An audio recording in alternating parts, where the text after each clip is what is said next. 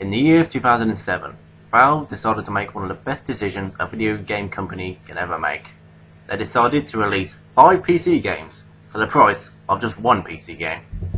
This PC game was entitled The Orange Box. But the game that I'm going to be focusing on today is a game known as Portal, which has elements of both a first-person shooter and a puzzle game.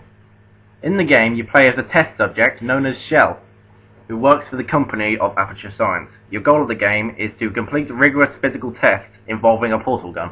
Now with the portal gun, you can basically put a portal on any surface in the entire game that is a light surface. If there's a dark surface, you can't put a portal on there.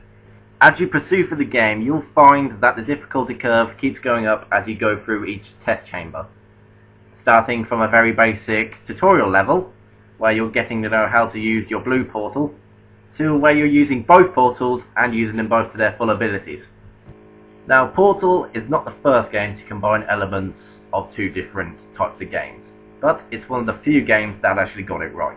The game is in third person and you are holding a gun that shoots, but it's more based on the elements of a puzzle sequence where you use a portal to get to another part of the map. Each test chamber has a different way to how you solve a puzzle. In one puzzle, you may need to put a block on a button to get through a door. On one puzzle, you may need to leap through a portal to create momentum to actually jump over a fence or a wall. And some points you may need to put a portal and then put a portal somewhere else so you can get onto a platform in time. There are different experiences in different test chambers, so the game doesn't feel like it's repeating itself. Aside from the test chambers which make the game stand out, the main element that stands out towards me is the character known as GLaDOS, who runs the Aperture Science facility and has created all these tests for you. She is witty, funny, intelligent, evil, psychotic. All these elements just make her a likable character. You're not even going the right way. Where do you think you're going? Because I don't think you're going where you think you're going. And the voice of her, it is a really good voice because it is a funny voice to listen to, but it's also intimidating. Congratulations to the voice actress who actually did that job, because I really can't imagine anyone else doing a better job. She can be various with his humour. She can be like a high pitch when you're going through the air, like wee. She just says wee with you. This is a really odd moment. But then she can also be a whispering, silent voice to try to be intimidating. I mean, she is just on various levels of intimidation, but also on humour. So she stands out to me as one of my favourite characters in any video game I've ever played. But that's not to say that GLaDOS is the only comedic value of the game. I mean, there's comedic value from the turret that come up with some other very funny dialogue, saying that they'll kill you, even though killing people doesn't sound very funny, but you know.